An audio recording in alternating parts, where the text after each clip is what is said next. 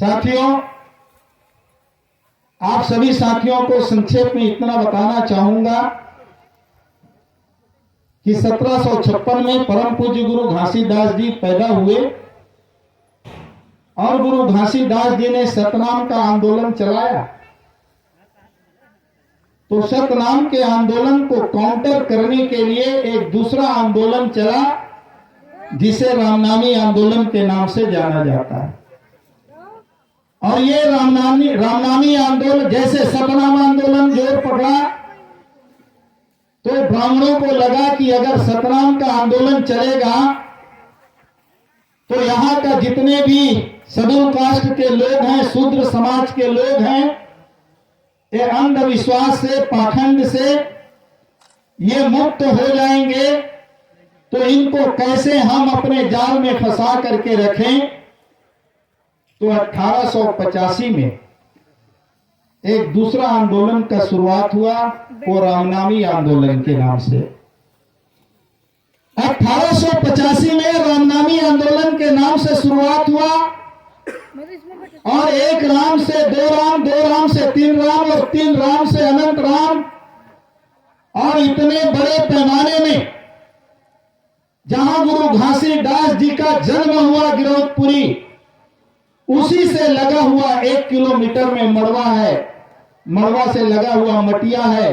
मटिया से लगा हुआ नरधा है, नरधा से लगा हुआ टुंडरा है, मोहतरा है। बड़ा ताज्जुब की बात है, जिस जगह परम पूज्य गुरु घासीदास जी पैदा होकर सतनाम आंदोलन की शुरुआत करते हैं, लेकिन मड़वा मटिया से लेकर के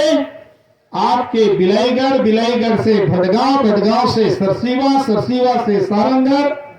और सारंगढ़ से आपके डबरा और डबरा से मालखरौदा, मालखरौदा से आगे चलकर पानगढ़ और पानगढ़ से लेके मस्तूरी, पचपेड़ी और लवन तक ये जो क्षेत्र है पूरा रामनामी आंदोलन में ये जुट गए। मतलब इतने ही एरिया में रामनामी का मूवमेंट आपको नजर आया। और हर साल महानदी के दाईं तरफ और मायान महानदी के बाईं तरफ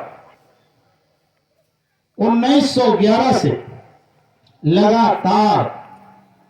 ये राम राम बड़े भजन मेला का शुभारंभ हुआ। अब देखिए, लवन से आगे पलारी से चल करके बड़ौदा बाजार, भाटापारा, मुंगेली, नवागढ़, बेमेतरा,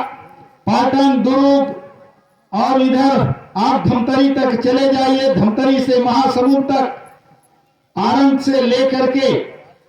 तमाम सारे इलाके में एक तरफ सतनाम आंदोलन चलता रहा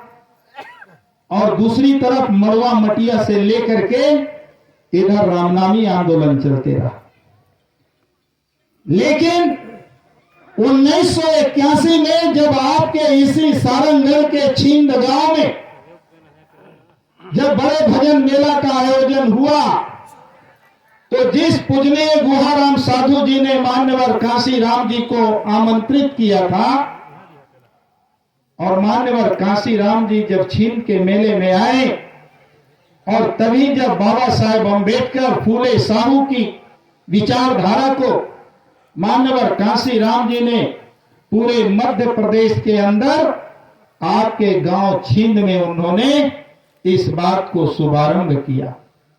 और तभी से ये विचारधारा आगे बढ़ते गया और ये विचारधारा इतना आगे बढ़ते गया कि जो राम राम लिखा हुआ व्यक्ति था वही व्यक्ति फिर बाद में आगे चल करके एक बौद्ध भिक्षु बन गया, प्रज्ञा सागर के नाम से, जिन्हें हम लोग जानते हैं। और उसी प्रज्ञा सागर भंते जी के द्वारा उनके अथक प्रयासों से और उनके जो भी उस समय के नजदीकी सहयोगी कुछ और भंते बने, जिन लोगों ने बुद्ध विहार के नाम पर इस जगह को उन्होंने संरक्षित करने का काम किया। और आज आप देख रहे होंगे कि चारों तरफ नजर दौड़ा के देखेंगे तो काफी बड़ा इलाका, काफी बड़ा मैदान आज ग्राम कोसीर में बुद्ध विहार के नाम से ये जगह सुरक्षित है। और सिर्फ प्रज्ञा सागर जी के एक अकेले भंते बनने की बात नहीं,